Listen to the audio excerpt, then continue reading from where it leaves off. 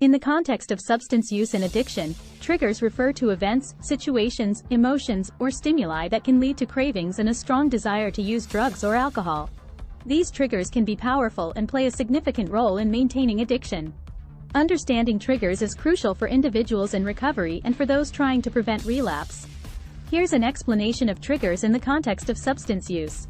Types of triggers. Environmental triggers. These are associated with specific places or situations where a person used substances in the past. Being in an environment where someone previously used drugs or alcohol can trigger cravings. Social triggers. Interacting with people who are still using substances or with whom the individual used drugs or alcohol can be a powerful trigger. Social gatherings where substances are present can also be triggering. Emotional triggers. Emotions like stress, anxiety, depression, anger, or even positive emotions like excitement can trigger cravings. People often turn to substances as a way to cope with or enhance these emotions. Sensory triggers. Certain smells, sights, sounds, or even specific objects associated with substance use can trigger cravings. For example, the smell of alcohol or the sight of drug paraphernalia can be potent triggers. Routine triggers. Daily routines or habits that were closely tied to substance use can trigger cravings.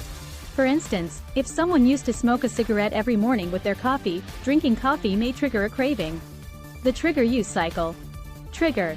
The trigger is the initial event or stimulus that reminds an individual of their past substance use. Craving. Following the trigger, the person experiences a strong desire or craving to use substances. This craving can be intense and difficult to resist. Use. If the craving becomes overwhelming and the person lacks effective coping strategies, they may give in to the urge and use drugs or alcohol. Negative consequences. Substance use often leads to negative consequences, such as physical health issues, strained relationships, legal problems, and more. Managing triggers. Awareness. Recognizing and identifying triggers is the first step in managing them. This involves understanding the situations, emotions, and cues that lead to cravings. Coping strategies. Developing healthy coping strategies to deal with triggers is essential. This can include mindfulness, relaxation techniques, exercise, therapy, and support groups. Avoidance. In some cases, avoiding high-risk situations and environments that trigger cravings can be effective. For example, avoiding bars or parties where alcohol is present. Support network. Building a strong support network of friends, family, or support groups can provide encouragement and assistance in managing triggers. Professional help. Seeking professional help from therapists, counselors, or addiction treatment programs can provide individuals with the tools and skills needed to manage triggers effectively.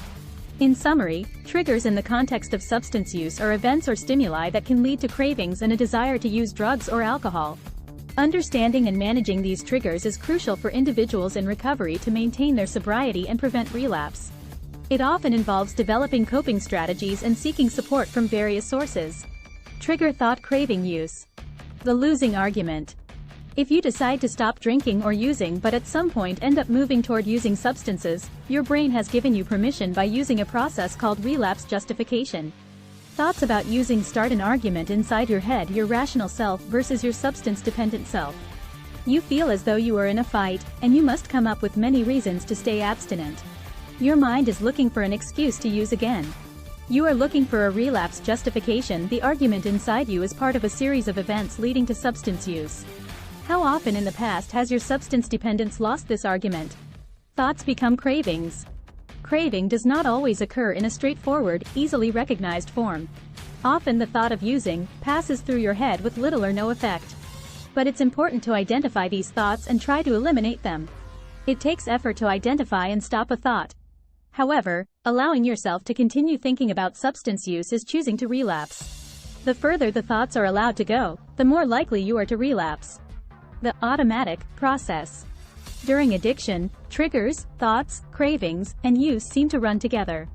However, the usual sequence goes like this. Trigger thought craving use. Thought stopping. The only way to ensure that a thought won't lead to a relapse is to stop the thought before it leads to craving. Stopping the thought when it first begins prevents it from building into an overpowering craving. It is important to do it as soon as you realize you are thinking about using. A new sequence. To start recovery, it is necessary to interrupt the trigger thought craving use sequence. Thought stopping provides a tool for disrupting the process. Trigger thought stopping techniques. This process is not automatic. You make a choice either to continue thinking about using and start on the path toward relapse, or to stop those thoughts. Thought-stopping techniques.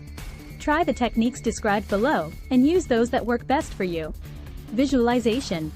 Imagine a scene in which you deny the power of thoughts of use. For example, picture a switch or a lever in your mind. Imagine yourself actually moving it from on to off to stop the using thoughts.